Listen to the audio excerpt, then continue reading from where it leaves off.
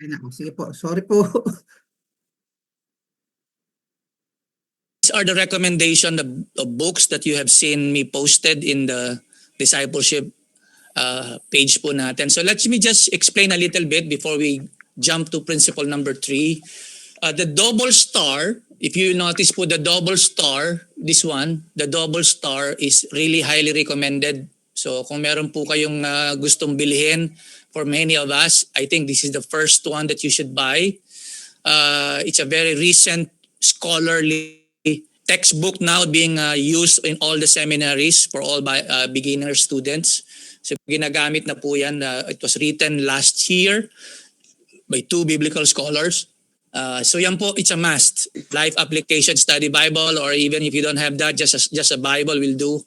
Dictionary, and these two is a combination of the Old and New Testament. So you have a full Bible commentary, but very, very brief, but at least you have a full Bible commentary, Old and New, which is called Bible Knowledge. Now, for all the pastors that are listening right now, who are my fellow pastors, if you can afford the other 3 with thumbs up, these 3 with thumbs up, this is my highly recommended for us. Medyo mahal po itong itong series of commentary, but you notice these are no longer 1 volume, 2 volume, but these are now individual books, and so beautifully, if you are able to purchase, you don't have to buy the entire thing. For example, you're doing a series on Exodus, you just buy the Exodus part. So the other one is the Expository Bible Commentary. It's a very classic, good.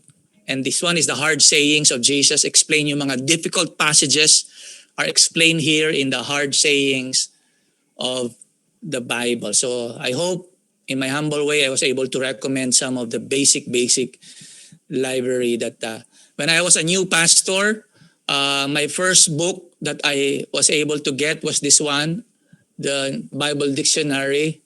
And then my second one is this one, the Expository. I still remember, very expensive, 6,000 pesos yung New Testament lang, the New Testament edition of this, which is 6 volumes. Talagang pinag-ipunan ko yan. I was just newly married, so paunti-unti ipon. So until before I left for Singapore, I was able to buy it. So these are just the basic commentaries that you can purchase if you're planning to build your own library. All right, get ready. Now let's go to principle number 3. We are dealing with theological principles. Remember that.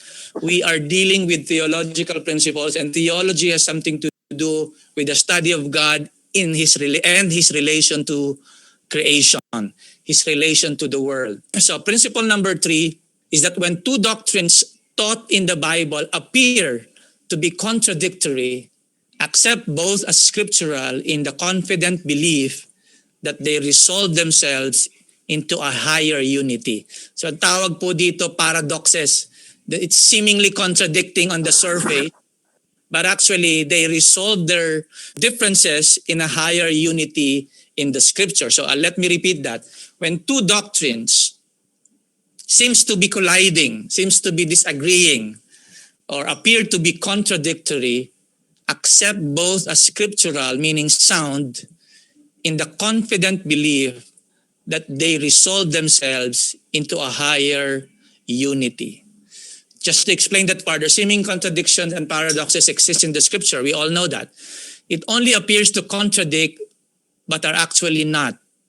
The appearance seems to be contradicting, but actually if you study deeper and you dig deeper, you understand that it's not really contradicting. This is because our finite mind cannot understand the mind of God. Sometimes it's Bible scholars or pastors and teachers like us that makes it contradicting, but actually because of our wrong interpretation and wrong understanding of the text, that seems to be, you hear a pastor that spoke about it on one side, and you hear another pastor explaining it on the another side. So now you have 2 contradicting interpretation.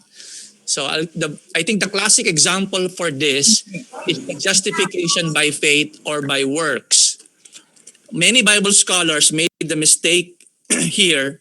So even Bible scholars were making mistakes when they read the book of Romans or the epistle to the Romans, chapter 1, when Apostle Paul said, the just shall live by faith, justification by faith, that we are justified by faith in Christ, not by good works. Very clear yan. So actually, during the time of Reformation, in the 1600s, yung sina Martin Luther, that's the cry of the Protestantism, that man are saved by faith, justified by faith. But that's why they had a struggle accepting the letter of James. Because when they read the letter of James, James was apparently seemingly contradicting Apostle Paul when he said, if you claim to have faith, show me your faith by your deeds, because faith without work is dead. So parang Apostle James is saying, no. Man is justified by his works. Parang sinasabi ni James, yeah, even Satan, even the demons believe in God. You're boasting that you have faith, but faith without work is dead, sabi ni James. So Bible scholars during the early centuries were struggling. So how come the letter of James is in the New Testament, wherein it seemingly contradicting Apostle Paul's teaching on the justification by faith? But actually, when you study deeper, they are not contradicting each other. Paul was talking by, you do not enter the kingdom of God by doing good works. It is by virtue of your faith on the finished work of Jesus on the cross that you are accepted. Romans chapter 1 and Romans chapter 5 verse 1. Apostle James was coming, James the writer, the brother of Jesus, was coming from, okay, now that you have faith, show it, to prove it to have fruit or work of your faith. So James was actually coming from, after you believe, then you cannot just claim that, I have faith, but it should show in your life. So James was not talking about entering or receiving life or entering the kingdom of God. But James was trying to argue in his letter, because if you read the letter of James, he was writing already to the Christians who were scattered abroad, and he was the Jewish Christians who were scattered abroad. And that's why James was trying to say, don't just brag don't just brag about your faith, that you were the chosen nation of God, that you have the revelation of God. Show it by your good works. So yes, to be part of the kingdom is putting our faith and trust and confidence in Jesus. But right after that, that confidence should produce good works, because of your relationship with Christ. Our faith that does not produce good work is actually dead. So what actually James was trying to say is challenging his readers, those who are claiming to have faith, by showing it with their work. So that's I think one of the best example about this principle. The second one is the doctrine of the triune God or Trinity. Now, this is an essential doctrine for evangelicals. So the doctrine of the triune God or Trinity, we do not serve three gods. Let me very clearly specify this. We do not serve three gods. We believe when you believe on the Trinity or the triune God, we believe in three persons, but one God. So, very, very important po yan. We're not saying there are three gods. No, there's the Father, the Son, and the Holy Spirit, three distinct persons in the Godhead, but God is one. In perfect unity. So, but distinct from one another, but perfectly one in essence, in substance, one in essence, and in power, and in nature. So, but if you read it if you study that in the Bible, it seems to be contradicting. Paano nangyari yun? How did it happen that it is one, then it is three person, and yet it's one? So that's the mystery of the doctrine of Trinity. Because when we were in the seminary, it was beautifully explained by our professor that I think the confusion is in the word one. The confusion comes in the word one. Because we automatically interpret one, if you remember our principles, interpret the words in relation to its context, in harmony with its sentence, and how it was used during those times. So for example, the word one, we believe in one God in three persons. The confusion comes with the one because we always think of it as numeric. 1, 2, 3. But the word one, in the Trinity, we believe in one God. Hear, O Israel, the Lord thy God is one God. I and the Father are one. When Jesus Christ is using the word one, He is not using it in terms of numeric. Pag sinabi numeric, 1, 2, 3, di ba? But He is using it composite. Composite, meaning when Adam and Eve, the illustration is when Adam and Eve got married, the two shall become one. So, just like your mom and your dad, husband and wife, with your eyes, you look at them, they're two, but God is saying they're no longer two, but one. So, that's the mystery of that. Then, so, it's really hard to explain. Na paano naging one yung mag-asawa? Sa mata ng Diyos, isa yan. God's original design is that we become perfectly one in the image of God. So, in the same manner, in the doctrine of Trinity, we're not talking about three gods. We're not also talking about one-third God, one-third God, one-third God. If you total one-third, it becomes one whole. Sa mga mathematician. No, we're not also talking about Jesus is one-third, the Holy Spirit is one-third, and the Father is one-third. So pag pinagsama-sama mo, you combine them together, you get the one whole pizza. No. But what we're talking about is that they're co-equal, co-eternal, and co-powerful. Their oneness remains a mystery, unexplainable. But the good thing about the doctrine of Trinity, it is revealed theology. It is a revealed doctrine as the progressive revelation of God till the New Testament was completed. So what we just need to do is to accept it as it is revealed in the Scripture. I think when we see Him face to face, then our knowledge will be full. Sabi ni Apostle Paul, for we know in part and we prophesy in part. We don't have the full picture of it. But again, that has been already there. When in the book of Genesis, you find it in chapter 1, let us make man in our image. So at Genesis chapter 1 pa lang may inclination na. There's already a hint that who is God talking to? Who is God talking with? Angels? When God said, let us make man in our image. Let us make man. Who is it? Who is He speaking with? During the creation. So you'll be surprised, some religion would teach and share and teach that God was speaking with angels. He was consulting with angels. I think there's an inconsistency there, because if He was talking with angels, how do we explain now that we are created from the image of God, not from the image of angels? So if He was talking with angels, let us make man after our image. No. He was talking about obviously someone like Him with the same image and likeness. But it's not revealed in the Old Testament. But as we go along in reading the Old Testament, the New Testament, you'll see that, wow, eventually it was revealed that there is a Son, there is the Holy Spirit, that there is the triune God ever since. That's why in the Old Testament, without the New Testament, let's just focus on the Old Testament. You'll be surprised if you have read the Old Testament, and if you are a keen observer, you would notice there was an angel. There was this particular angel in the Old Testament who is not an ordinary angel. He is the angel of the Lord. Every time you read it, the angel of the Lord, the angel of the Lord. This angel of the Lord is different from all the angels because he receives worship. That's why Bible scholars, when they are studying the Old Testament, they were saying, wow, maybe after revealing the New Testament, that Jesus Christ was revealed in the New Testament as Jesus when He became human.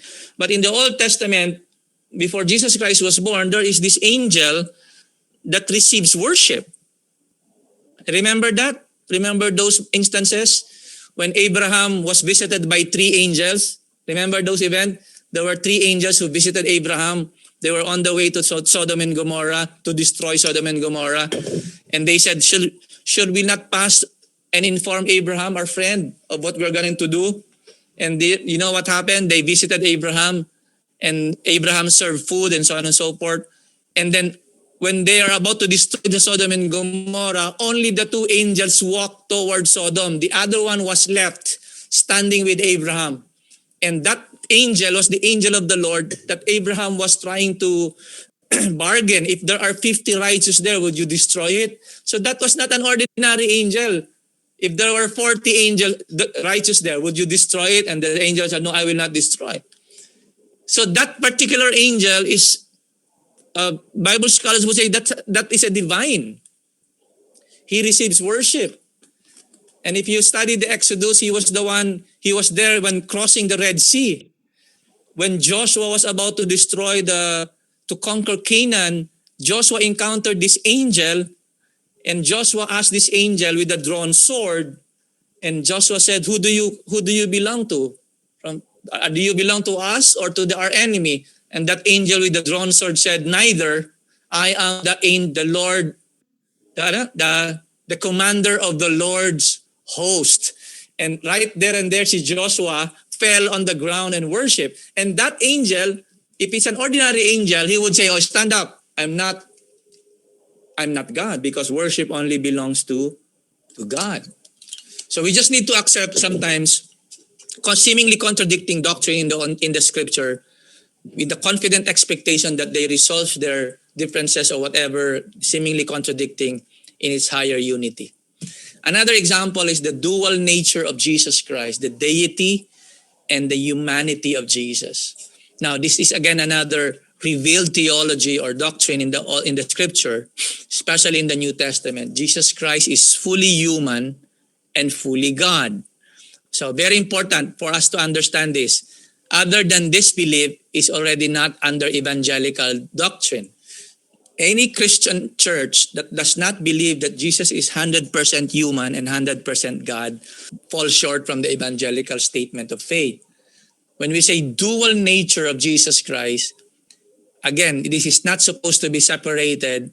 When Jesus Christ came down, Philippians chapter 2, he who was in the form of God, he did not thought it something to be grasped his equality with God. He humbled himself and became obedient unto death, and he was found in passion like a servant and as a human being, and he was given the name above every name, and so on and so forth. So that is what we call Apostle Paul's kenosis, the emptying of Jesus Christ. Alam niyo po, when we were in Bicol, I was a new believer, there are many funny teachings about this. When Jesus Christ daw, in Tagalog, they said, nung hinubad niya ang kanyang pagka-Diyos, the picture is wrong. Like hinubad, or he took off. He did not take off his divinity. He did not cease to be God. So it's not about subtraction. Sometimes the wrong understanding of kenosis or the incarnation, Jesus did not cease to be God. It is not subtraction. So take note of that, no? Be very carefully. When Jesus took the form of humanity, took the form of man, he was in the very image of God, or the very glory of God, and he came down on earth and became human. He did not take off his divinity. It's likened into a clothes that he took it off. No, it was not subtraction. It was more of an addition. So from that, Jesus fully God, he took upon himself, added humanity to himself. So he did not cease to be God when he was on earth, although some of the attributes of Jesus, voluntarily he did not use it because he was in the flesh. Like, for example, the full power of Godhead. But you will notice from time to time, miracles are happening because he is. All right, so I hope that's clear, no? Jesus is fully God and also fully human. So not half God and not half human. So very important, no? Hindi po siya, he's not a merman like Shokoy or something, the half human and half fish. No, Jesus is fully human and fully God. So when he was on earth, ang tawag ni N.T. Wright dyan, the book that I recommended to you, is that the merging of heaven and earth is in Jesus. That's why the temple, the image of a temple where heaven and earth would meet is actually in Jesus, because humanity and Godhead, or humanity and God, is merged, meeting in Christ. So that's why he said, destroy this temple and I will rebuild it in 3 days. Because when Jesus Christ came in the flesh, he was actually the living temple where man can meet God and God can meet man.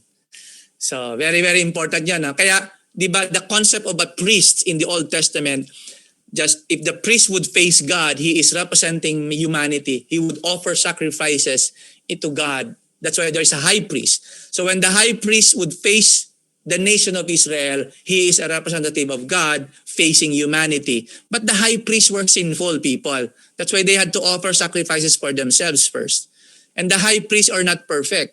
That's why when Jesus came, he became the great high priest. So when he is facing God, he is the mediator between God and man. So he is representing humanity before God. So when Jesus Christ turn around and face humanity, he is representative of God facing humanity. That's why Apostle Paul said there is only one mediator between God and man, the man Christ Jesus. You know, in the Philippines, there are a group of religious group that teaches that Jesus is only human, that he is not God. No. That belief is wrong. Jesus is only human and he is not God. And they would even quote that, 1 Timothy or 2 Timothy, that says there is only one mediator between God and man. And they would read it in Tagalog and say, you see, may isa lang tagapamagitan sa Diyos at sa tao, at ang taong si Jesus. But if I will translate it, hindi ganun ang translation. May isang tagapamagitan sa Diyos at sa tao, ang lalaking si Jesus. The man, Christ Jesus. Kaya lang, ang favorite nila, tao, the word tao. So, ang taong si Jesus. But again, that's wrong. He is fully human and fully God. That's why when he was on the cross, I'm thirsty. He was hungry. He was tempted in all sorts of temptation, and yet he remained to be blameless and pure. That's why when Satan was trying to tempt Jesus in the wilderness after 40 days and 40 nights of fasting, what the temptation of Satan was actually about is for Jesus to use his power, because if Jesus would use his power as God, then Satan would cry and say, foul, technical. So hindi mo pwedeng gamitin ang pagka-Diyos mo, di ba? So iti-technical niya eh. That's why Satan would say, since you are the Son of God, if you are the Son of God, can also be translated as since you are the Son of God. Satan does not question or even doubt that. What he was trying to tempt Jesus is, use your power, don't rely on the Father. Why don't you just turn the stone into bread? He can do it. He can turn the stone into bread. He even turned the water into wine. But for you and me, for all the future believers, Jesus did not use his power to defeat temptation because he wanted to show to us that even as a human being, we can overcome temptation by relying on the Father's love and his words. It is written, man shall not live by bread alone. Diba? 3 times he was tempted to use your power, surrender your power, and yet Jesus did not yield. So, again, the dual nature of Jesus Christ seems to be contradicting, but it is not.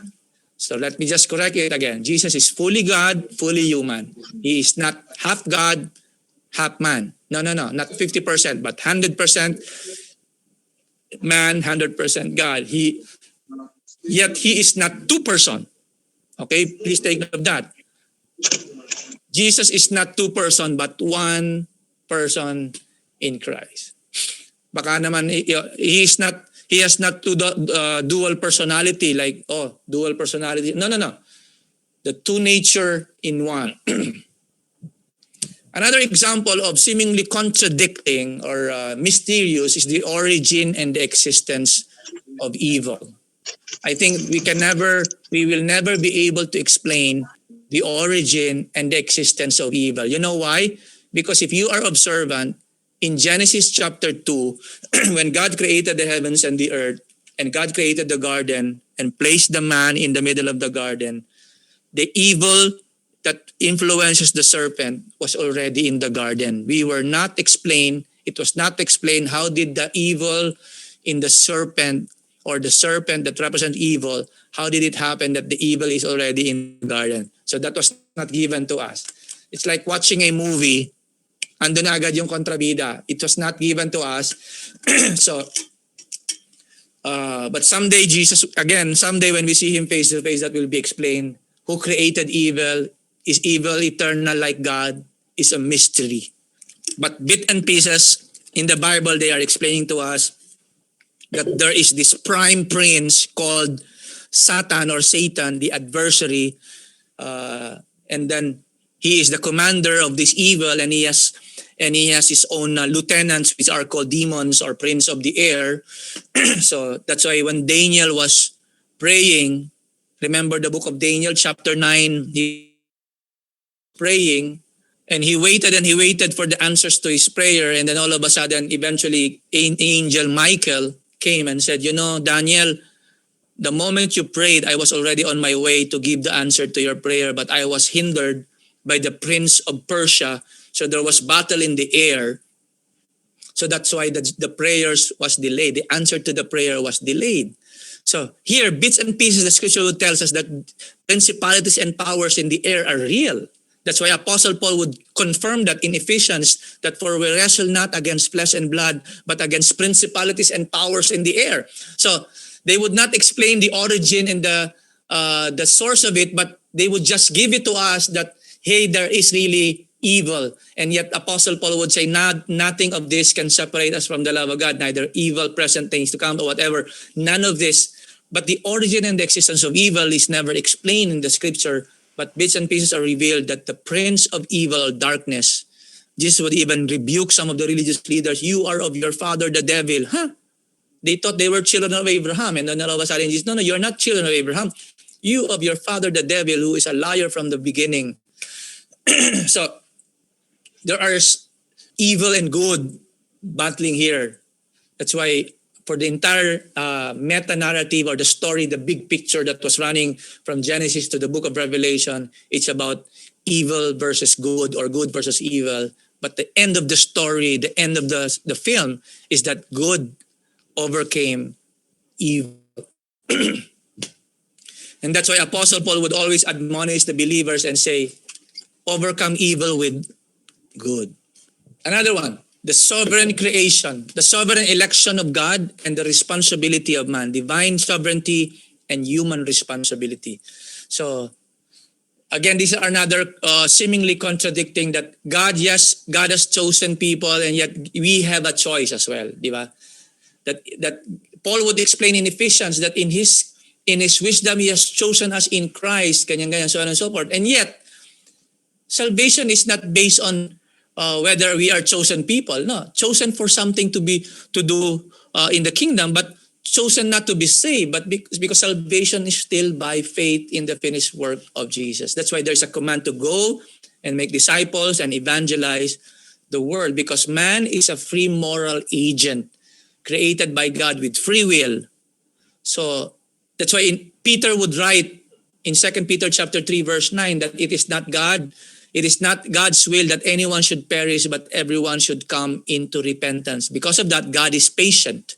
So this truth seems to be contradicting, but actually no. It resolves its disagreement in our minds in its higher unity. So again, these are just example of the third principle. So the bottom line is, in our allegiance is not first and primarily to a system of theology, because theology is actually man-made, but to the scripture. So when the Bible is clear about it, then we speak clearly about it. But when the Bible is silent, then we must remain silent as well. If the Bible does not explain it, no matter how hard we try, we cannot really explain it. Like those questions like, how come God was seems to be cruel in the Old Testament, that he would let the people die, children, man and women will die, and let them be killed in the Old Testament. That's why when you read the Old Testament, it's parental guidance, it's PG-13, because the killings and all these things, parang we cannot really understand unless it's really explained to us. So the key is keep the balance, keep it balanced. If the scripture is quiet, we can be quiet. If the scripture reveals it, then it will be explained by the scripture. So I hope that's clear. Number 4, the fourth principle. When a teaching is merely implied in the scripture, a teaching merely implied in scripture may be considered biblical when a comparison of related passages supports it. There are teaching in the Bible that seems to be implicit or implied. It's not outrightly being taught, but you can feel it in the surface. If it can be considered biblical if it can be compared, correlation can be compared or related to other passages that supports it, the development of such kind of teachings in the New Testament. So, example of this is the doctrine of resurrection. Is the doctrine of resurrection implied in the Old Testament? Because it's only in the New Testament that the resurrection. Have you ever wondered?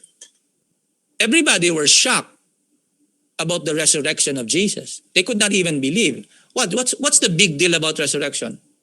Why were they not expecting Jesus to rise from the grave? Why is it that the disciples were not waiting at the tomb, outside of the tomb on Sunday morning? Like all of them were having prayer vigil outside of the tomb. Why were they not waiting and said, hey, anytime now, the sun is rising, anytime Jesus is now rising from the grave? Why is it that none of them were expecting? Is it because the Old Testament is absent, or the teaching about the doctrine of resurrection is absent in the Old Testament? Now, very, very important. In the time of the New Testament, there are several religious mga sector ng religious group in the New Testament. One of those religious sect is called Sadducees. The Sadducees, in comparison with the Pharisees, these are religious leaders. So the main difference of this, I want you to, from now on, when you read it in the New Testament, you have a clear picture. Pag sinabing Sadducees, the Sadducees and the Pharisees, the major difference between the two, Sadducees are the rich and the wealthy, the elite. So the Sadducees are the wealthy and the elite. The Pharisees are, maybe can well afford, but not compared to the wealthy and the few and the more privileged are the Sadducees. Another major difference is that the Sadducees are the one that runs the temple. Listen very carefully. Because when you're reading sometimes you just interchange it, no? The Sadducees are the one running the temple in Jerusalem. The Pharisees are the one running the synagogues outside of Jerusalem. So, remember that. So the Pharisees, these are the elite. Ito yung mga aristocrat. So one example of that is Joseph of Arimathea. Very rich, influential yan. These are the influential religious people. Pharisees, kagaya ni Apostle Paul. Pharisee. Nicodemus is a Pharisee.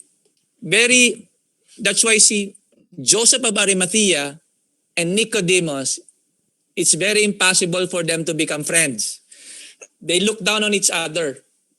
One of the major differences, again, the Sadducees does not believe in the resurrection. The Pharisees believe in the resurrection. So take note of those differences. In the Old Testament, the Pharisees are very familiar of the Old Testament, especially the Torah, the 5 books of Moses. That's why they believe in the resurrection. Because in the Old Testament, it is already implied, not so many passages, but some major passages are already implying about the resurrection from the dead. That's why the Pharisees, as a religious sect, in the New Testament, after the Babylonian exile, they were the one who's teaching now, yes, if you believe in God, in Yahweh, the hope is that we will rise from the grave in the final day of judgment. So, in the Old Testament, I don't know if you remember, these are the implications.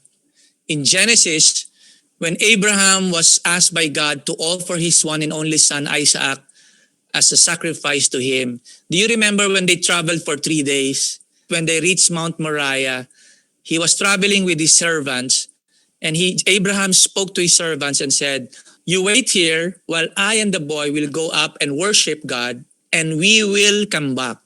So there, the implication that Abraham, very raw, not explained, but apparently Abraham believed that he will be coming back with his son. Although he knew that he was going up there on the mountain and he's gonna kill Isaac and offer him as a sacrifice. But somehow, not explained, Abraham believed. I don't know, maybe Abraham is saying, I don't know how God will do it. I'm going up there to kill my son as a sacrifice to God, as he requested. But I do believe that God is able to raise him from the dead because we're coming back. We're coming back. So dun pa lang, meron na implication that the resurrection is implied in the Old Testament. So that's one of the favorites siguro ng mga Pharisees to quote, that Abraham believed in the resurrection.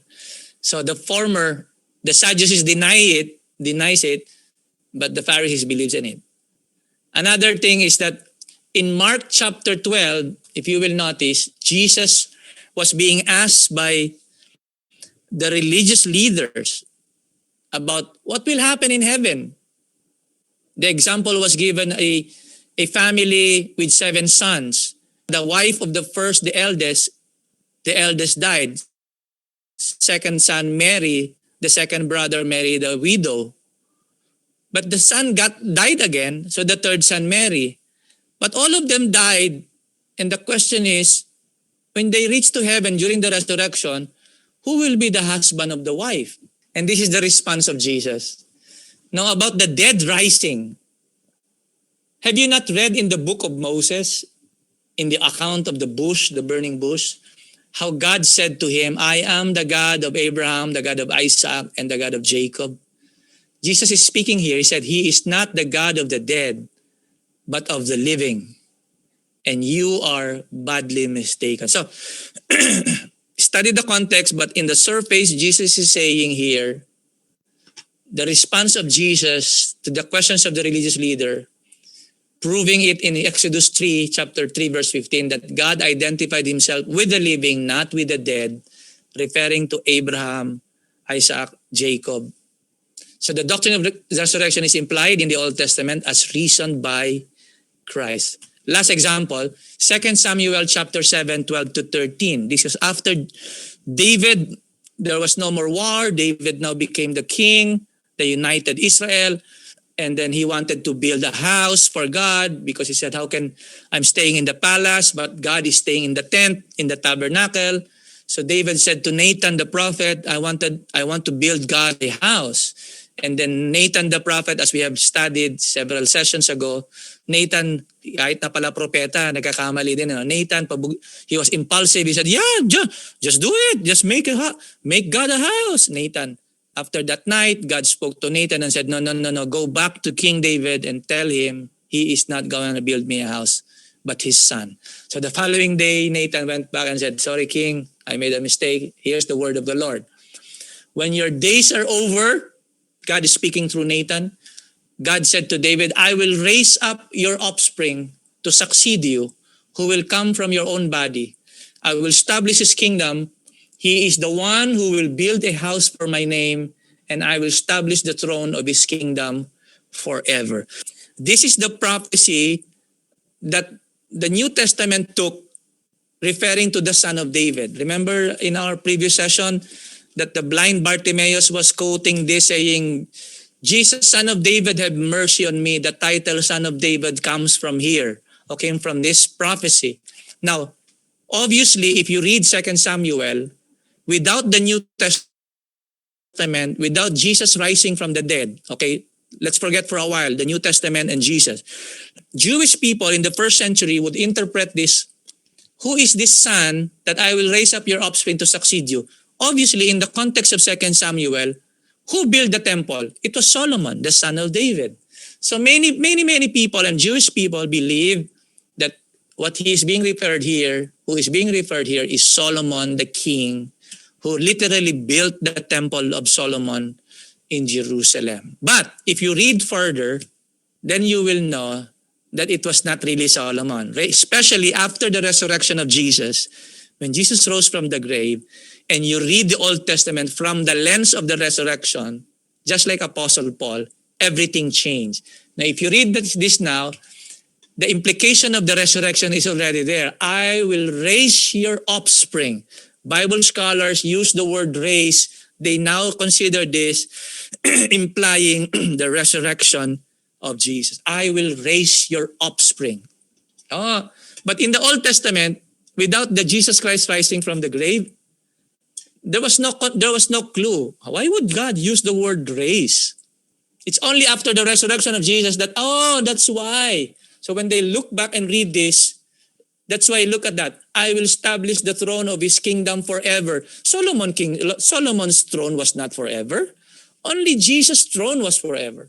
So this was not referring to Solomon. Maybe the initial fulfillment, as we have learned and studied in the previous session, may be applied to Solomon, but actually the context becomes a prophecy of the coming Messiah, that God was obviously speaking of a different person. Last, how about the early morning devotion of Jesus? We have already covered this in the last many sessions. Is it not implied that Jesus was teaching us to do the same? What? To have devotion in the morning? That's why when I was growing up as a new Christian in the 1980s, that was really being taught. Kaya ang quiet time is a morning devotion. You have to wake up so early. Well, it's good if you can do that, but it is never explicitly taught. Now, was Jesus really teaching devotion here? Or he was just really doing his routine, or what Jesus Christ would do? There was an absence of instruction. Di ba remember what we have learned? The principle number 5. Biblical examples are authoritative only when supported by a command. So Jesus was just doing his everyday habit of praying. But there was an absence of Jesus saying to disciples, you do it also. Everybody wakes up early. He never said that. Yet yes, maybe he's showing us an example of how important prayer and devotion is actually for us believers. But the good thing about Christ is he never put it in a box and say only 5 o'clock in the morning you should do that. Because he knows that in the future there will be shifting of jobs. So, paano yung mga panggabi? Paano yung mga pang-umaga, di ba? So, yung mga nocturnal, yung mga night owl. So, yes, Mark chapter 1:35 supports the validity of the practice of quiet time and devotion and prayer, the discipline of prayer and devotion, or even solitude in the morning, but not its necessity. The most important thing here is that our communion with God, that we commune with God. Now, if you can do it in the morning, there's an advantage for that because everybody's quiet, your minds are fresh. It's hard to do it in the evening when your minds are already tired. When you read the Bible, that's why the longest ever prayer that was done by a Christian is he prayed at night and he said amen the following day simply because he fell asleep praying. So that's the longest prayer. I think many of us have experienced that. Diba? All right. Thank the Lord that we were able to finish. But before we go, I have a quiz for each and every. There are only 5 questions. So please bear in mind, I want everyone to participate. Okay? Please do not lag out first. This will somehow determine if we have learned something. Okay? If the certificate will be coming towards you. Okay, are we ready? Mga kapatid? Everybody now, pay attention. Number 1, the first question is, in matters of faith and practice, the leadership of the church is the final court of appeal. If you agree, thumbs up. If you do not agree, thumbs down. Okay, go.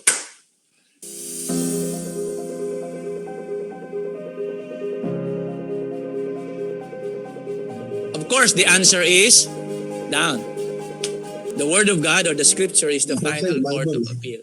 Number 2, second question. Biblical examples of Abraham, David, Jesus, and Paul are to be totally followed by all believers. If you agree, face to the right. If you disagree, face to the left.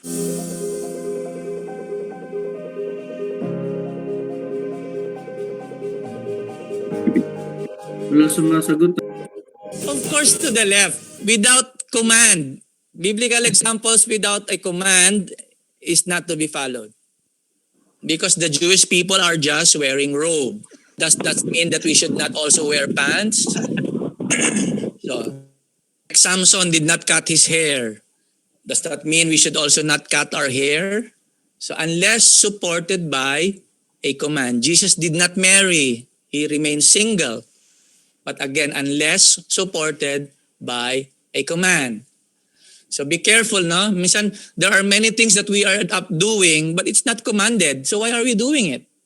Be careful. Sometimes we're not careful. Okay, number 3. Okay, mga co-host, please watch our brethren, and I hope you are enjoying number 3.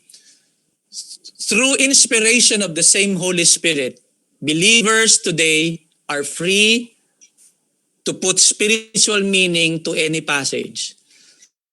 If you agree, remain seated. If you disagree, please stand up.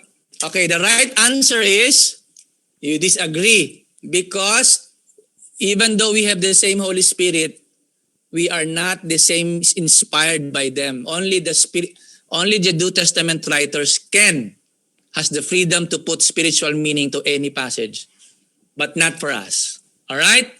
Number 4, last 2 questions. According to Apostle Paul, the Holy Scriptures are the foundation of our Christian faith. According to Apostle Paul, the Holy Scriptures are the foundation of our Christian faith. If you agree, you smile. If you disagree, you frown. If you agree, smile. If you disagree, you frown.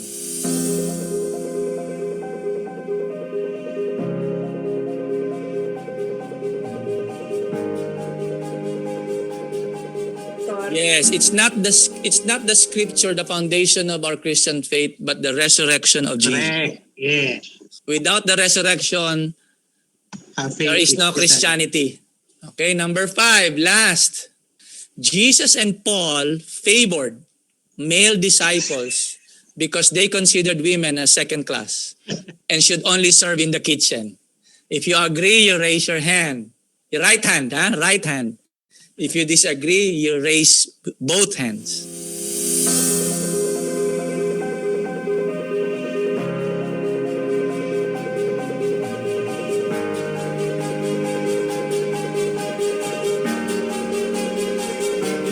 All right, the right answer is you raise both hands. Very, very clear. So the bottom line, if you have actually gotten all wrong, I suggest you don't get this wrong. The key point is a passage means what the author intended it to mean. If there's one thing that I hope will resonate for the past 8 sessions in your hearts and in your mind is that the key is the author's intended meaning. Original intent. Writer's intended meaning is the right meaning. A text cannot mean what it never meant. So the true meaning of the biblical text for us today is what God originally intended it to mean when it was first spoken or written. So the bottom line, our take home, our takeaway is a passage means what the author intended it to mean. And let's just close this beautiful session with thanksgiving. Our Father in heaven, once again, we are grateful that you have sustained us, Lord, for the past 8 sessions. Father God, I pray that somehow we have learned something, Lord God. Lord, help us to remember. Help us to apply what we have learned, first and foremost, to our spiritual maturity as we read your word, that we may grow into your likeness, grow in the grace and in the knowledge of our Lord and Savior, Jesus Christ. Lord, may our knowledge will not go to our head that makes us proud and arrogant, but rather more humble, O Lord, because we know that we are handling your word and we should handle it correctly, rightly dividing your word. Father, thank you for each one, our students, our pastors and leaders, everyone who attended for the past 8 sessions, O God. I pray, Lord, may you keep our hearts humble and keep us, Lord, as faithful student of your word, that we will continue to study and learn and dig deeper your word and be disciplined and be responsible. We thank you, Father. We give you all the glory. Thank you, Father, for all these teachings.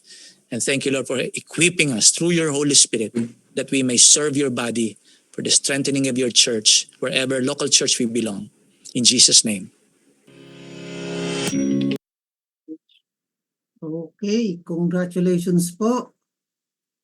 Nakatapos na po tayo ng ating first class, first course. Congratulations po sa mga naka-complete attendance.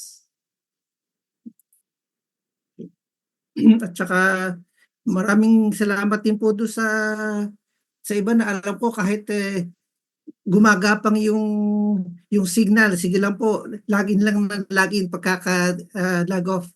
Maraming salamat po sa perseverance ninyo. May mga nakita po ko na halos buong session on off. So maraming salamat po sa pagtsatsaga po. Okay po. Meron po bang gusto mag-share anything about the last session o yung kakabuuan po ng session natin? Meron po bang yes po, si Pastor Aris po. Yes po.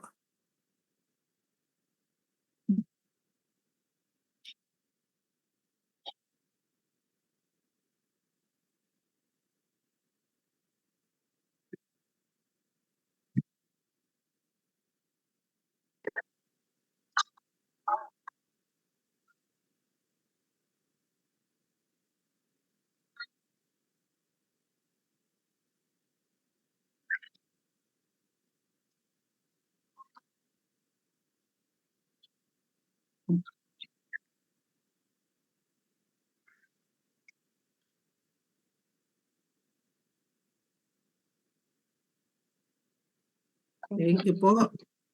Thank you po. Si Pastor Alex din po. Si ano din po. Pastor Alex. Magandang gabi po. Ako, pasensya na po. Sinundo ko si Missy sa trabaho eh. Ka-traffic ko kami.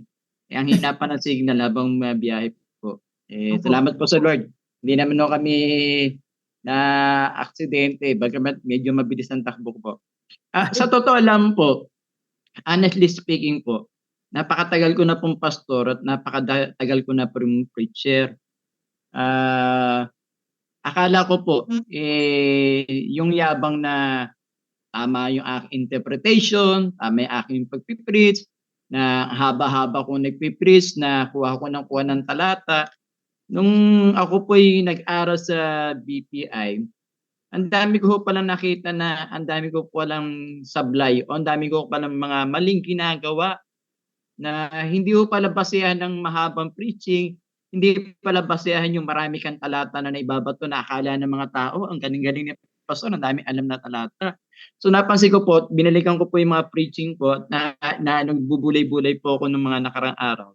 Nakita ko po talaga na ang dami ho talagang hindi tama ang mga ginawa ko, mga shiner ko, okay? Na yung bagang kaya naman palang i-preach ng mas malinaw na kahit na 30 to 40 minutes lang po. Kaya po mula nag-start po kami sa BPI, yung preaching ko po na lesson na, tapos lalo ho pong naging mas malinaw sa tao na kahit simpleng pagbabahagi mo lang, na-enjoy nila, and then mas lalo ho nilang naunawaan. Kasi dito po sa amin, after po ng worship service, meron ho kami tinatawag na group huddle.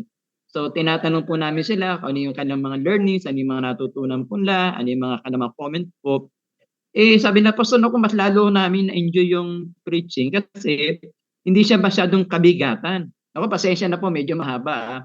Hindi masyadong kabigatan, and then na-enjoy po namin yung message, lalong mas malinaw po sa amin kasi pinapakita nyo po na meron yung culture, yung custom, yung tradition. Okay, mas lalo nilang na-appreciate po talaga sa Diyos po ang papuri doon sa mga pangangarap po natin. At ang maganda ho doon, yung learning po na hindi lang ho kami magkasawang mas natutunan. Kaya nga po kanina sabi ko, excited ako na excited na masaya, kaya lang malungkot din kasi last session na natin, pero alam ko looking forward po kami sa iba pa nating mga ano po. Yun po, na-appreciate po talaga namin sa Diyos po ang papurit karangalan po. Salamat po sa buhay ni Pastor Boots, nila Ma'am Glenda, ni Sir Mar po. Salamat po sa buhay po niya. Especially sa amin po din kay Pastor Rex po na hindi pa huhulihan lahat. Okay? Na may tatama pa. At doon ko po na-realize na mas nai-enjoy ko po ngayon yung pagbabahagi ng message at hindi ko siya para bagang kabigatan po talaga. Kaya marami pa ako gusto sabihin, kaya lang gusto ko pong marinig din po iba natin mga kasama po. Muli po, maraming salamat po. Happy po na misis ko at yung mga leaders po namin ay in-encourage ko po na mag-enroll na po. Kaya marami po tayong pong makakasama po sa next po natin. Salamat po sa Diyos po ang papurit karangalan po. Maraming salamat po, Pastor Alex. At least po, nakita nyo na kaagad yung immediate na epekto nung pagbabago nung ano nyo, nung style. Po, thank you po. Sino po ba? Brother Cristito po? Tsaka meron Ay. pa. Blessed evening po. Dinig po. Apo. Ayan po.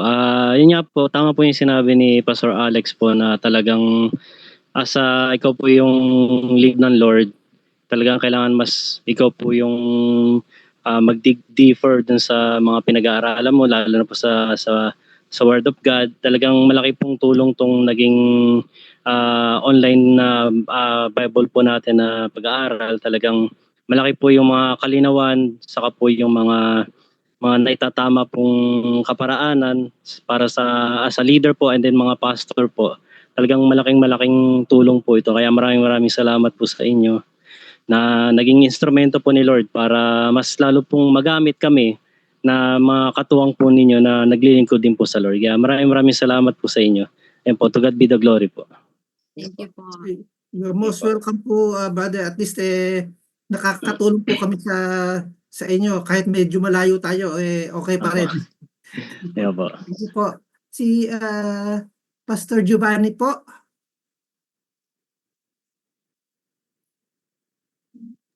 Dinig na po ako. Yes po.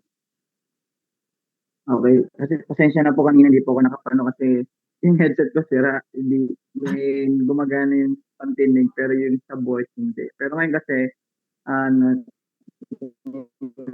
ko kasi nahanap ko ng AirPods ko kaya yun pag na ako.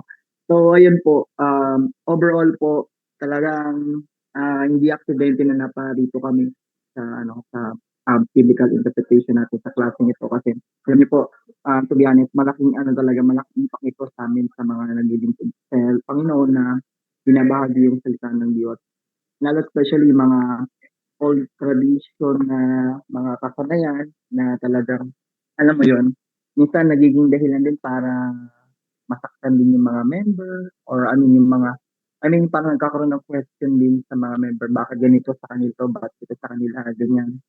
Sa mga church members na, alam mo yon, minsan may ginagamit tayong mga Bible verse na minsan pantama lang sa kapatid na na tawag doon, para lang may tama, may ma-justify lang yung ginagawa natin at siyempre yung ginagawang mali ng kapatid natin sa pananampalataya. But yun nga, overall talagang mula umpisa hanggang sa fully lesson 8 natin na klase. Talagang step by step, verse by verse, full chapters, talagang na-interpret ni Pastor Boots yung lahat ng mga dapat namin itama. Like example nga, yung katulad nga sa pagiging, dapat ba, pastor, yung babae, hindi pwede bang maging pastora? At the same time, yung pag-pray, kailangan pa yung sa dalawa tatlo nagkakatipon-tipon, gamit ba sa prayer meeting, mga ganong ideas na minsan, nagiging dahilan para, alam mo yun, ma-misinterpret din ng ibang mga kapatid natin sa panapataya. Most especially yung mga tupong pinagkatiwala ng Diyos sa atin. So, overall, talagang hindi accident talaga ito. Talagang pagpapala ito ng Diyos. Kayo po ni Ma'am Glenda, Sir Marvin, sa aming lahat. At the same time, syempre, masaya din ako dahil yung mga usual, yung mga ka-join dito, yung mga classmates ko sa GLU. talagang nakakatuwa dahil alam nyo, hindi ko na in-expect yung from the first day na invite kami ni Pastor Rex dito sa klase.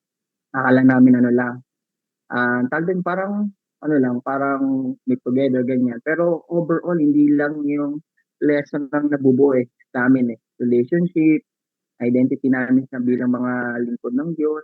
At the same time, yung talagang, ano nga daw, ano ba kami sa harapan ng Diyos. So, sa pamamagitan ng mga gitong klase, talagang, alam mo yun, nagiging, equipped sa araw-araw na gawain. So, yun lamang po, sa Diyos ang papuri. Thank Ay, you po. Thank you po. Thank you. Okay, Pastor Floyd po. Ay, pwede po ba kayo magsalita? Okay lang. Nagmamaneho pala po kayo.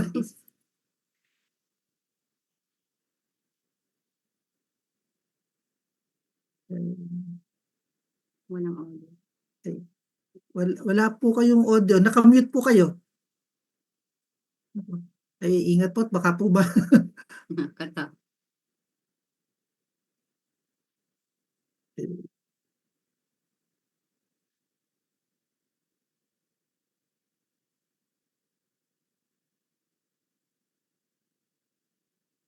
Mamaya na lang. Okay. Pastor Floyd, balikan po namin kayo. Balikan po namin kayo, Pastor Floyd. Christine Joy. Si Christine. Okay na. Speak. Ayun. Narinig na po ako. Ay, ayan. Ay, okay Okay na na po. Sige po. Okay na po. Yan, okay po. Ayan. Meron po assistant dito. Kaya okay, maganda. Ingat lang po. Ang Mamaneho kayo. nabanggit po ay yung nabanggit po ni Pastor Bush kanina na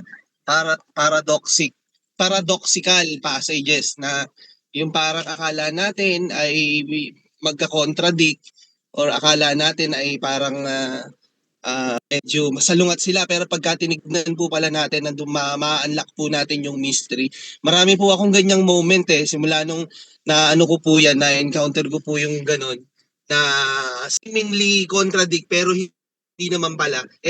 Nadadagdagan po yung yung mangha ko po sa Word of God sa Bible. Kasi nadidiscover ko po yung mga mystery na hindi naman pala itinatago ng Bible, kundi i-discover lang natin.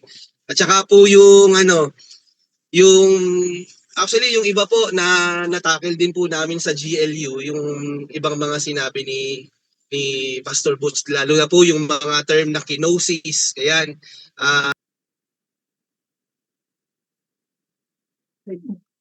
Na-mute po kayo. Okay po. Okay, yun po. So yun po na malaking tulong po talaga siya dahil lalo na sa mga katulad nating nag-aaral at nagsisik pa talaga sa sa Word of God, napakalaki po niyang tulong, lalo na po kapag po gumagawa po tayo ng mga teaching at ang biblical interpretation po ay napakahalaga upang sa ganun ay yung binibigay po nating mensahe sa mga congregation ay alam po natin na tama po ang interpretation. At kapag sa ganun po, alam po natin na hindi po natin naililigaw sa maling katuruan yung congregation po na natuturuan natin. Ilan po, salamat po. Thank you po at mag-ingat po kayo sa pagmamaneho. Salamat po. Thank you po. Okay po. Si ano naman po, si Cecilin. Si Cecilin po.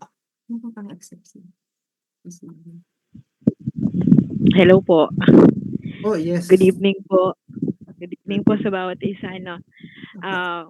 Very first na pag-share ko po from the very start na nag-session. Ngayon lang po ako mag-share. Di po ako gano'n nakakapag-share kasi since this is the last po sa session po natin nito, no? And I'm looking forward po sa mga susunod na lesson. And para sa akin po, napaka-amazing experience yung learning and unlearning process. Yung mga natututunan ko po dito and mga newly discovered learning is nakaka-motivate po sa akin to share it to others. Yung parang hindi pa ako natatapos, niisip ko na kung sino yung mga taong gusto kong i-invite to this kind of session o sa mga susunod po na ganito. Kasi para sila rin mismo, ma-experience nila kung ano yung na-experience kong enlightenment, yung mga learning po dito na talaga namang makakatulong, especially kung nag-share tayo ng Word of God, tapos yung makakatulong din talaga para sila rin mismo on their own mas matuto sila at magkaroon din po sila ng same experience na yung willingness or yung heart mo na i-share to sa iba pa at mas marami pang matuto at mas mabuksan yung isip po nila. Yan po. Kaya talagang napakalaking pasasalamat ko po na naka-attend ako dito. Kasama ko nga po dapat yung mister ko kaya lang nagkaroon siya ng conflict sa schedule. Pero sabi po niya is sa next batch na lang daw po siya mag-a-attend ulit. At hopefully po ma-fix yung schedule niya. At gusto ko po talagang matapos niya rin tong yung pag-aaral po na ito. Yun lang po. Salamat po Ma'am Glenda and Sir Marvin po. And to Pastor Butch din po. Salamat po. And syempre po sa nag-invite po sa akin si Pastor Rex. Thank you po. Thank you din po. Thank you po. At least, wala walang huli. Okay lang po yan. Sige po. Thank you very much po. Sino po ang next? Si CJ. Madaming nakapila. Amen po. Malinaw naman po ako. Yes po. Yes. Ayun, ako rin po ay nagpapasalamat dahil sa overall experience po. Sabi ko nga po kay Pastor Aris nung umpisa, pwede ba ako dyan, Pastor ba? Hindi naman ako pwede or hindi ko naman maintindihan po talaga. Siyempre, as a first timer po, yung mga unang session, para po bang yung mga malalalim na terms, para po akong tinuturo ang magsalita. Para pong ganun. Kasi sobrang bago po talaga yung mga terms. Pero salamat po sa Diyos dahil sa buhay po nating naglilingkod, hindi po talaga pwede yung pwede na. Kailangan po laging 100% yung binibigay din natin kay Lord na paglilingkod. At ayun, salamat po ng marami dahil may mga ganito po kaming opportunities na nagagrab na sabi nga sa iba po, kailangan mong bayaran pero dito libre naming nakukuha. Kami pa po yung nagkaka-load. Kaya maraming salamat po sa buhay nyo at more pa po. Thank you po. Thank Salamat you. po. Sige po, meron pang mga susunod definitely ipa-finalize po namin ni Pastor Rex yung schedule natin. Very likely po sa BDO. Pwede kayo mag-invite ng mga friends ninyo.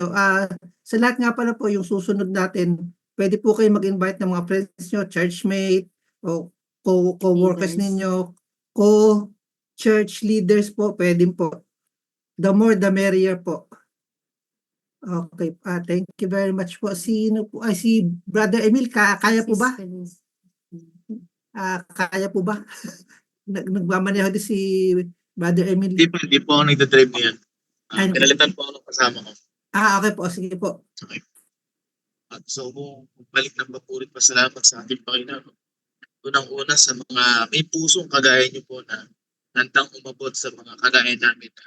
Actually, hindi naman term na walang kakayanan na mag-enroll sa mga matataas na bayarin na magagandang eskwelahan. Pero nandito kayo, ginagamit kayo ng Panginoon kay Pastor Bus, si Pastor Rex, ginagamit kayo ng Lord para abutin yung bawat isa na at the same time makapag-spread ng Word of God sa pinakamadaling kaparaan. Kaya yun po yung gusto kong ipagpasalamat unang-una sa grupo nating lahat. Talagang nakita ko yung availability na kahit na alam kong busy yung schedule pero ginagawa yung lahat ng makakaya para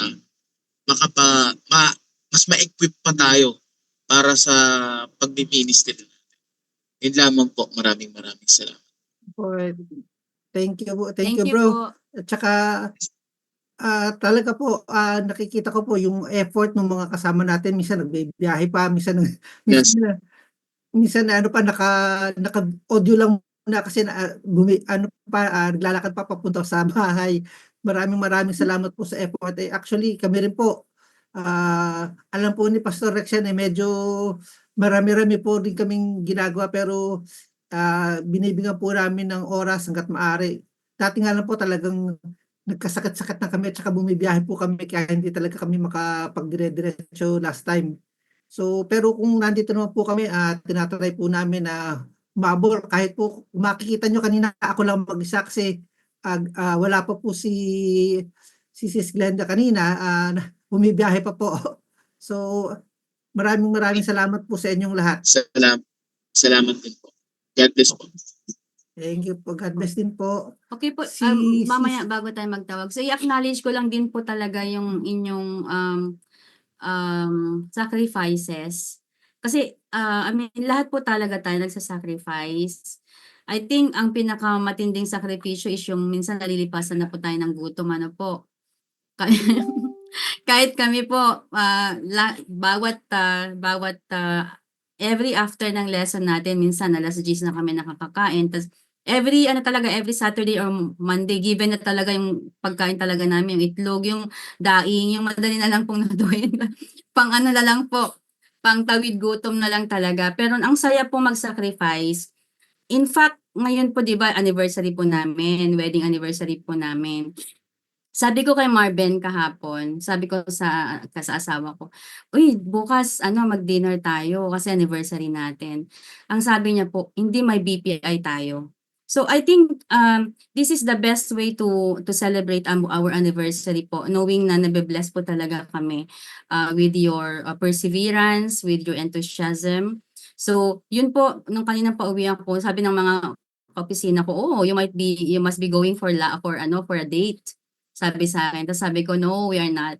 Sabi ko ganyan. So, pero we are very happy po from the bottom of our hearts. For us, this is the best way to celebrate anniversary, is to be able to help spread the word. Kasi hindi naman po kami marunong magturo dahil hindi naman po kami nag-aral ng Bible school.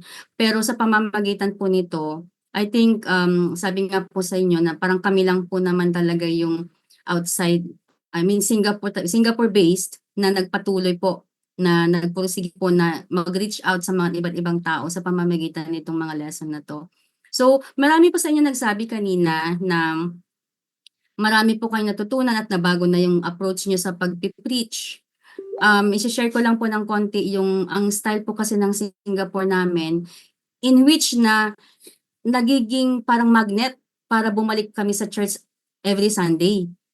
Kasi po, ang sarap lang pag-aralan na bawat preaching po kasi binibigyan ng background ng preacher.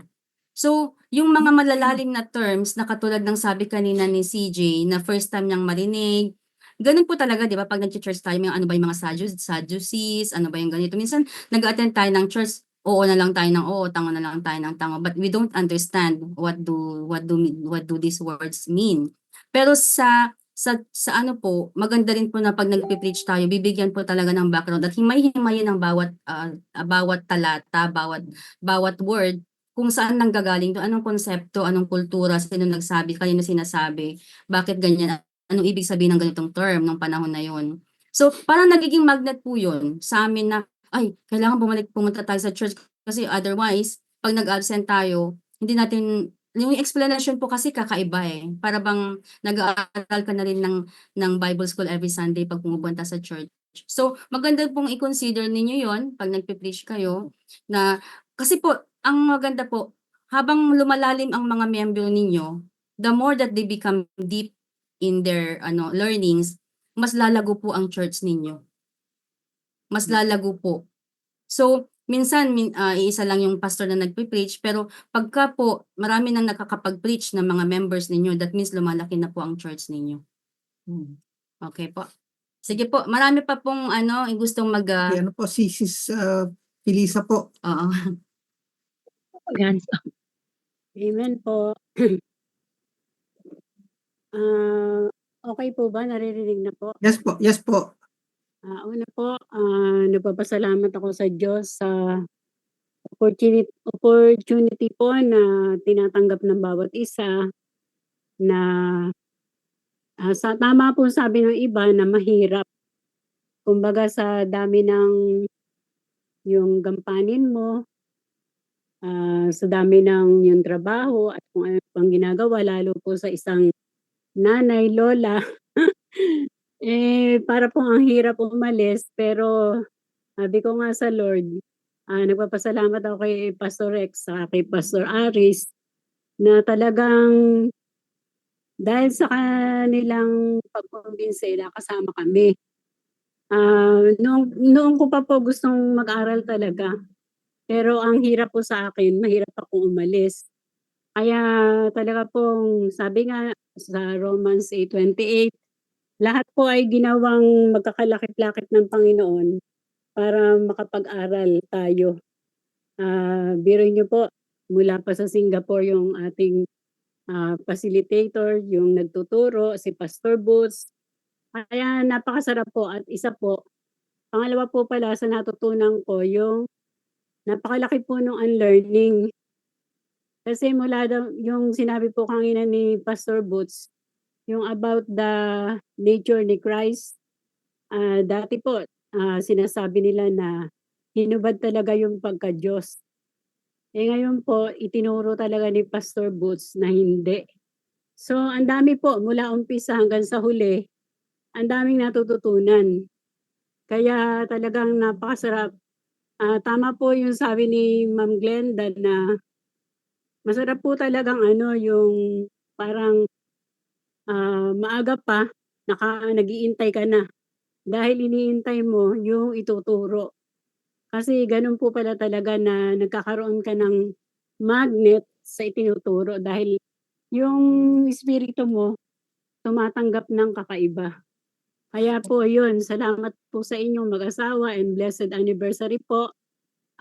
Pagpalain po kayo ng Panginoon ng maraming pang anniversaries. At ganun din po yung sa mga, ang natutunan ko din po isa dito, yung humility po ng bawat sinasabi nga pastor na sila pero tinatanggap nila yung kanilang nagkamali sila. Yun po, malaking bagay na talagang yung Christ-likeness ay nakikita. Kaya salamat po sa Panginoon at more pa po.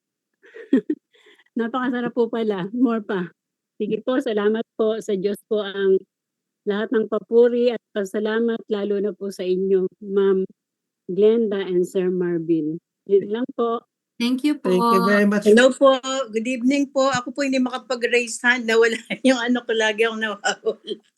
Okay po, si Pastor Rose. Yes po. Go po. Ano po, medyo nakakaiyak, maghihiwa-hiwalay na tayo. Di ba naman po, may susunod pa po klase. Break lang, pahinga lang po. Nagpapasalamat po kami sa una sa Panginoon, pangalawa sa inyong mag-asawa, kay Pastor Boots, kay Pastor Rex. Kasi po talagang isa-summarize ko sa 3 words, learning, relearning, and unlearning yung mga ginawa po. Lalo na itong huling mga tanong ni Pastor Boots, talaga pong marami kaming natutunan. Tapos, pag-uwi po ninyo, kami naman mag-i-invite sa inyo. Sana magkita-kita tayo. Kami naman po magtitreat sa inyo pag-uwi ninyo dito sa Pilipinas. Sana po Oo. Totoo po yun na kapag nagtuturo, mahalaga kasi na yung kahit nga po, kasi teacher din po ako dito sa UST bago kami nagtuturo ng mga halimbawa tungkol sa yung mga akda, sa wika.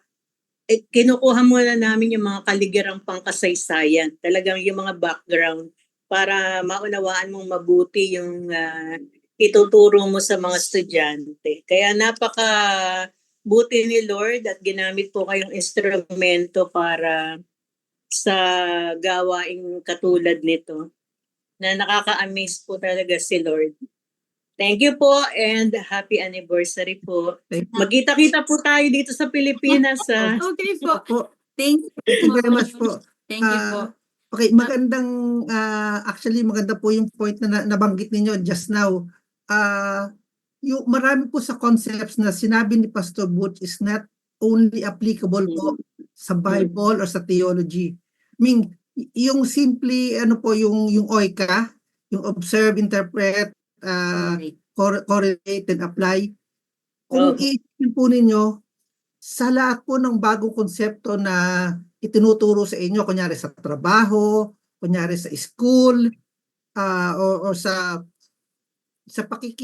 kumaga meron kayo bagong pag-aaralan, magagamit po ninyo yung konsepto na yon. Kumaga parang isipin nyo na, wag muna akong tanong na tanong, mag-observe muna ako.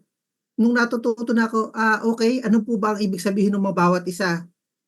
Ngayon, habang dumadami na, pwede nyo na pagduktong-duktongin yung mga nalalaman nyo. And ang bottom line is, kung paano nyo po i-apply sa normal na buhay ninyo yung mga natutunan nyo. So, thank you po, Pastor Rose, sa pag-highlight ng point na yun. Yung po ang isa na pwede nyo i-take away is applicable po in general yung concepts po. May mga points po na applicable po sa lahat ng konsepto ng buhay natin sa pang-araw-araw. Thank you very much po. Thank you po. So, meron akong konti pang i-share. Sabi nga ni Pastor Rose, malapit na maghiwa-hiwalay. So, siguro ngayon na yung pagkakataon para magsalita na po tayo. Meron po kaming last, I think 2 years ago, pakiremove na lang yung spot. May 2 years ago po na-invite po kami na mag-preach. So, si Marvin po, first time niya pong mag-preach. Nung umuwi po kami ng Ilocos, na-invite po siya. So, syempre, na po namin yung aming napag-aralan sa BPI. So, in-apply po niya yung kanya napag-aralan. So, yung tolerate, interpret. So, sabi po ng pastor na nag-invite, sabi niya, parang bishop ka mag-preach. So, parang natawa po kami ni Marvin kasi first time niya mag-preach. Pero iba po siguro yung naging dating sa kanila kasi medyo malalim pero madaling maintindihan, magaan. So, yun po yung naging feedback nila. So, kaya praise the Lord po talaga dahil isa mga natututunan natin dito is, sabi nga ni Pastor Alex kanina is, marami tayong pwede namang iklian lang yung preaching pero malalim. So, yun po yung naging application sa amin. Kahit po yung isang lesson natin na OPM, yung I think most of you will be interested. I'm sure po buong Pilipinas mga pastor, pag meron po kaming ginawang in-schedule na OPM, napakarami po siguradong nito. 1-point message as a style of preaching. Ginagamit ko na rin po yan sa opisina. Pag nagre-report ako sa mga CEO, pag dumadating yung CEO namin galing France, yung mga 1-point message mo sa isang report, napaka-powerful po nun. So, ayun po. So, pag nag-preach po kami dati sa Pinas, sa probinsya namin, parang nagugulat sila kasi iba yung atake. Iba yung atake ng preaching. So, dahil po dun sa natutunan po namin sa BPI. Yun lang po. Salamat po. Meron pa po ba? Meron po ba? Naku, ito na po yung pagkakataon nyo. Susunod daw po ay exam na daw po. Susunod po exam na. Nagpapasalamat po ako. Yes po. Papasalamat po. Personal, papasalamat po ako kasi po, ginain po ako ni Pastor Rex dito. Salamat po sa buhay nyo. Kasi first time ko pong maka-join dito sa BPI po. Yan, nagpapasalamat po ako sa mga Thank you din Thank you po. po. Isa po kayo sa naalala ko na nagkukumahog na umuwi at nasa telepono pa lang at naglalakad para lang humabol do sa natin call in time. Thank you very much po. Nag-invitation po. Nabutan po kami ng oras kaya nagdudumali rin po akong umuwi kahit na may kausap pa kami. Kaya nagpapasalamat po din po ako sa mga natutunan ko dito at saka dun sa nai-share ko na rin po na minsan po nagagamit ko na din po sa mga DS Bible study po namin yung pong 1-point message. Kaya salamat din po sa sa natutunan ko dito na hindi pala dapat na yung basta ka na lang kumukuha ng mga verses na hindi mo alam yung kabuuan ng context po. Yun lamang. Maraming salamat po. Happy anniversary po. Salamat po kapilang ako Thank you dito. very much Sana po. sa po, happy rin po ako. May invite po akong isa. Kumare Okay ko din po. po sa Tondo po sa Manila. Global din po. Okay po. Okay Wala po. po. Meron po kaming kasama dati ng taga Tondo. Ay, hindi pala. Ano pala, Malabon pala sila. Pastor Rex, Amy, no? Nung ano po, Yun, taga Nabotas po. Nabotas pala. nung natapos po kami sa BPI, hindi na po kami basta-basta nag-claim. I claim it in the name of Jesus. Di ba ang hilig po natin mga gaganan. I claim it. Yun, very, very careful kami. Even po alam niyo po ba, even po sa pagpili ng kanta sa mga praise and worship, napaka careful po sa pagpili. Kasi hindi po lahat ng akala natin praise and worship song may maganda yung meaning. Minsan po super inaano nila yon, anong tawag mo doon? Ini-scrutinize. Example po noon yung kung sino nakakaalala nung Jesus Christ Superstar na play po, matagal na panahon na, late 70s, early 80s po. So, sabi po, hindi ko mo sinasabi, binabanggit yung pangalan ni Jesus Christ is actually, parang,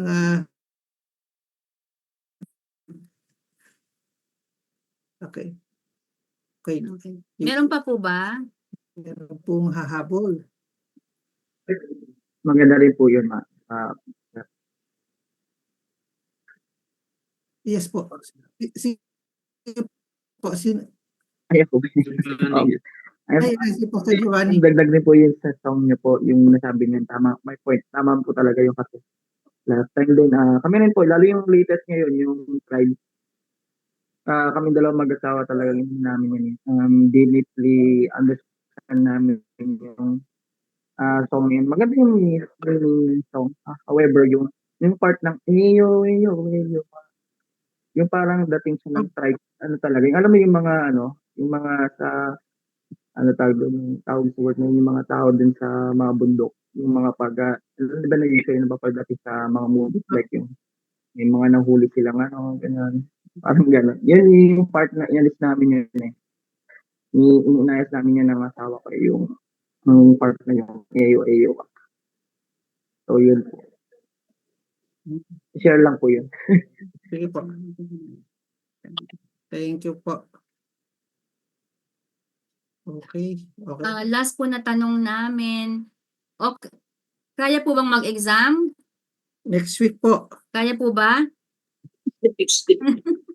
Gusto niyo po take yung challenge? 20 items po. Multiple choice po lahat. Multiple choice. Wala naman pong open question. Kami yung tanong natin, may program tayo next Monday o exam? I-schedule po natin yung program. Uuwi po kasi kami ngayong 25 na. Kasi po yung magsa-soft opening na po yung spa natin. Salamat nga po pala sa pagiging proactively sharing our post. Thank you very much po. Thank you very much po. Natutuwa po kami. Sabi namin, tignan mo tong si tignan mo, pinopost, tas na ang daming nag-up, sabi ganun. So, marami pong salamat from the bottom of our hearts. Thank you po na yung success po ng spa is our success. Lahat po ay success po natin to, hindi lang po para sa amin. It's really to glorify God and para po mas marami pa po kaming matulungan, tsaka pati po yung mga staff namin para din po, kasi mga 14 to 18 na staff, almost complete na rin po. So, we're just getting ready and we really pray po na maging successful. Sabi ko nga, Lord, this is your business. Sabi ko, this is not our business, it's yours. Sabi ko nga ganyan. So,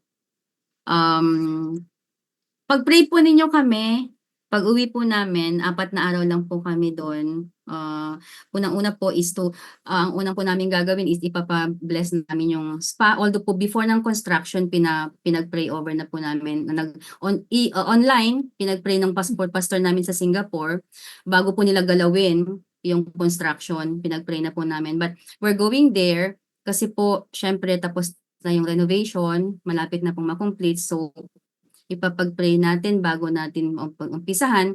And at the same time po, we want to meet all the families of our staff. Lahat po ng staff namin pa i-invite namin yung mga pamilya nila para po makilala namin, makita nila yung spa. Tapos po para may gathering na rin po family day. Kasi po gusto namin mag-work kami as a family with them. Na walang iba, kung kami po aasenso, pati yung mga staff namin aasenso din. So yun po ang gusto talaga namin mangyari. If possible, ang aming dream is to be the #1 employer sa buong, not just vegan, but in the entire Ilocos Sur. Kasi gusto po namin maging kakaiba sa lahat. When it comes to treating, how do we treat the employees, paano po magsashine si Jesus Christ sa buhay namin. So sabi nga po ngayon ng mga staff namin, ma'am, sabi niya, ma'am sir, ang babait niyo po. So para bang nakikita nila na iba yung ano. So yun nga, yun isa sa mga gagawin po namin doon is bago kami mag-grand opening sa April 20. So ayun po. So Ano ma'am yung grand opening? April 20 po. Marami po kaming uuwi na taga Singapore, pati mga kaopisina ko po. Gusto nilang umattend. Hindi nila alam na may business na pinapatayo doon. Pero gusto nilang sumama sa akin pag-uwi. So marami pong Singaporeans din na kasama. Yun. So sana po makapunta kayo. April 20 na lang pupunta ma'am. Opo, invited po. Baka masyadong malapit na yung sa soft opening. Baka mag-hold na rin kayo sa pag-organize. Okay po. So, hey, thank you very much po. So, next week po is program at saka exam natin. Ano ma'am yung bata yung yung BDO natin kasi marami nagtatanong. Ano kaya yung target na date natin? Teka po ha. Maraming Kailan kailangan natin pagplanuhan kasi yung registration, isa na lang natin as a parada na lang na sila mag-register. Tapusin muna natin yung exam at graduation ng BPI ito siguro. Mga April. Okay. Oo, I suggest pagbalik na natin. Baka po April na lang First muna. week na lang ng April. Mga Monday din po yun or Saturday? Ano po sa tingin nyo? Kayo po mag-decision. Ano pang mas Sa iba, ano pong available nyo po sa iba? Meron. Okay, ito. Monday po. Sino? Taas ang kamay. Monday.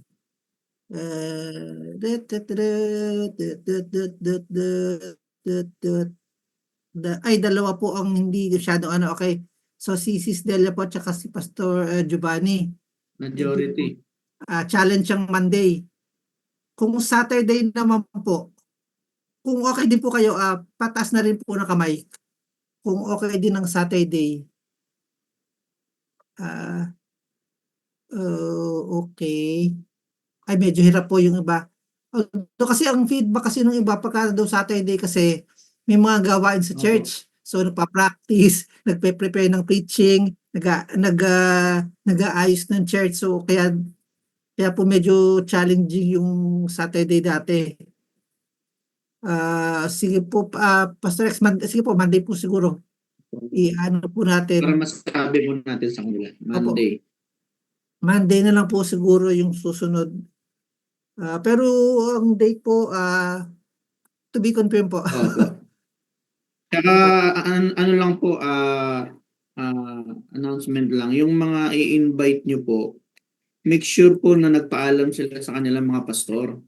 Kasi lalo na doctrinal po yung pag-uusapan, overview. So may mga pastor po kasi na hindi ganun ka-open, no? So advantage kung ikaw na yung pastor dito. Pero kung hindi pa po, yung i-invite nyo, alam ko naman na mainit kayo sa pag-invite at baka umabot tayo 100 sa ating Zoom. Kasi marami po talagang gustong mag-invite. Kaya lang yung iba, baka na-bypass nyo yung mga pastor nila, paki-inform lang yung pastor. Sabihin lang nilang magpaalam sila. Pero kung pastor na yung invite nyo, ay mas maganda. Opo. Actually po yung BDO, per my experience, very transformative siya. Kahit na yung mga kahit na hindi Christian, yung mga Catholic po na friends natin, pwede nyo pong invite kasi napaka-powerful po nito para maintindihan nila yung about Virgin Mary, yung mga crucifixion. very, very basic siya, pero ang lalim. Tsaka pagka narinig mo yun, parang, ay, ganun. Mapapaganon ka po, ha, talaga? Yung ganun po. So, ang ganda lang po. Kung meron kayong gustong matulungan ng mga kaibigan, kamag-anak, or family po ninyo na magkaroon po ng change of, hindi naman belief, pero yung hindi po Christian, ito pwede po yung BDO. Ayun po. Opo. So, ito po kung basic na pagkakaiba po, ito is regardless of your belief po, tuturuan lang kayo paano mag-interpret, paano mo basahin, paano mo intindihin. Iyon, medyo may counting doctrinal concept na po. So, sabi nga ni Pastor Rex, better inform po yung pastors, kasi baka sabihin nila, ay, iba na yung inaaral mo, hindi ka na makikinig sa akin. Yung mga ganun po. Reality speaking po is meron pong nagkakaroon ng issue sa mga ganyan, mga previous session po namin, sabihin na po natin na napopolitika. So, just be mindful lang po kung attend po kayo or mag-i-invite po kayo. Yun po.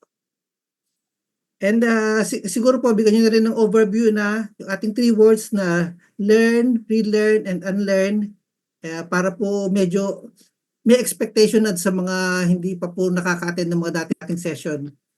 Baka kasi merong sabi, bakit ako iba tong inaano na tinuturo. Mga gano'n. So, bigyan nyo na po sila ng preview na may ganong concept po. Yun na. Sige po. Hindi pa tayo nagpipicture. Hindi.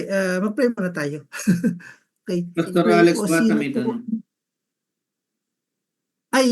Yes po, sorry po.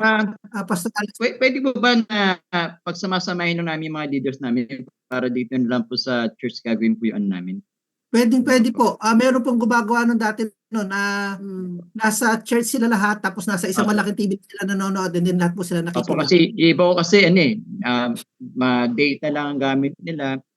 So, ang iniisip po namin mag-asawa, instead na sa kanilang bahay, yung walang kakayanan o mahinang data, pwede naman po dito na lang sa church. Meron naman pong wifi po dito. So, pwede po ba yan? Isang account lang po, pero church. Ang ginagawa po namin noon, meron 2 church na nagsabay. Maramihan po sila eh. Isang church yata nasa 30, ganun.